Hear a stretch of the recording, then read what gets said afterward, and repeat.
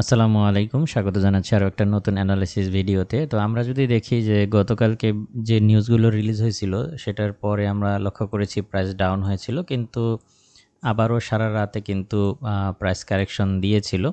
কিন্তু আজকে Asia session থেকেই আমরা দেখতে পাচ্ছি প্রাইস ডাউন হচ্ছে। তো কতটুকু ডাউন হতে পারে নাকি এই সমস্ত জায়গা থেকে আবারও বুলিশ হয়ে যাবে, এই বিষয়গুলো এই ভিডিওতে আলোচনা করার চেষ্টা করব।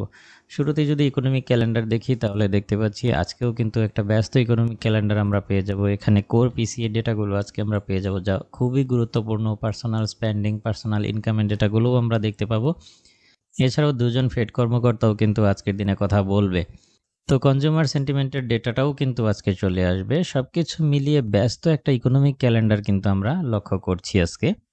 তো নিউ ইয়র্ক সেশনে মার্কেটটা খুবই অস্থির থাকবে এবং এখানে যে ডেটাগুলো মানে যে অবস্থায় এখানে প্রত্যাশা করা হচ্ছে, যদি এই রিডিংটাই চলে আসে বা অ্যাকচুয়াল রেজাল্টটা যদি এটাই আসে, তাহলে হচ্ছে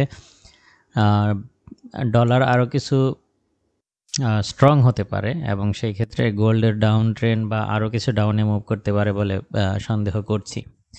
তো শুরুতেই আমরা যদি দেখি যে তাহলে আমরা দেখব যে আজকের দিনে বা এই চলতি সপ্তাহে যে লেভেলটা লাস্ট যেটা ছিল যে ৩,২৯৫, আপনারা লক্ষ্য করবেন যে এটাকে ক্রস করেছে সকালে।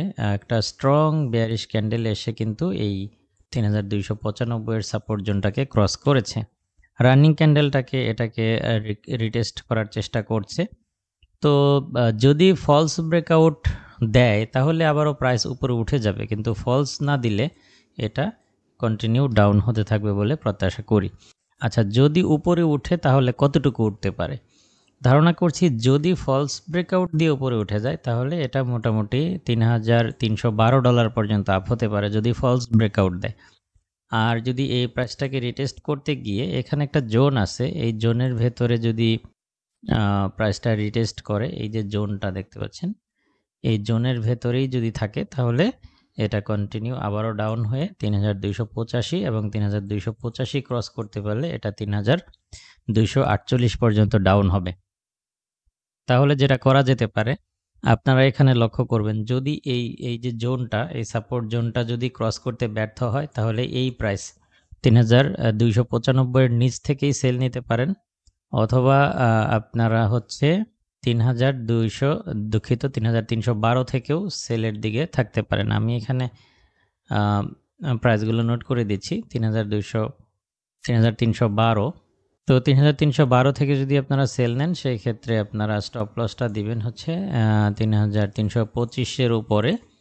এখানে স্টপ লস রেখে এখান থেকেও সেল নিতে পারেন, অথবা যদি এই জোনটাকে ক্রস করতে ব্যর্থ হয় তাহলে ৩,২৯৫ এর নিচ থেকেও সেলে থাকতে পারেন। ঠিক আছে, যদি এই প্রাইসটা এদিকটায় নেমে আসে তাহলে এখান থেকে আবারও সেলে চলে যাবে, মার্কেট ডাউন হয়ে যাবে। তো এই হচ্ছে মোটামুটি অবস্থা। এই সেটআপ অনুযায়ী আপনারা আপনাদের ট্রেডগুলো ম্যানেজ করবেন। আর আজকের দিনে আপনারা বাই খুঁজতে পারেন, যদি ৩,২৪৮ এর দিকে চলে আসে এখান থেকে বাই করা যেতে পারে।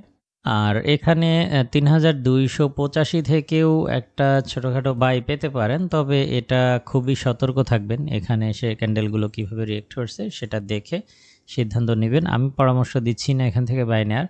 আপনারা দেখবেন ক্যান্ডেলগুলো কিভাবে রিজেকশন পাচ্ছে, তার উপর সিদ্ধান্ত নেওয়ার চেষ্টা করবেন। তো মোটামুটি আজকের দিনে সেল সাইডে থাকার পরামর্শ দিচ্ছি।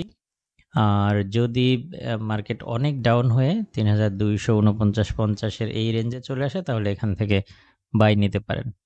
তো এই সেটআপ অনুযায়ী আপনারা আপনাদের ট্রেডগুলো খুব সুন্দরভাবে ম্যানেজ করবেন এই প্রত্যাশায় আজকের ভিডিও এখানেই শেষ করছি। দেখা হবে নেক্সট ভিডিওতে। আল্লাহ হাফেজ।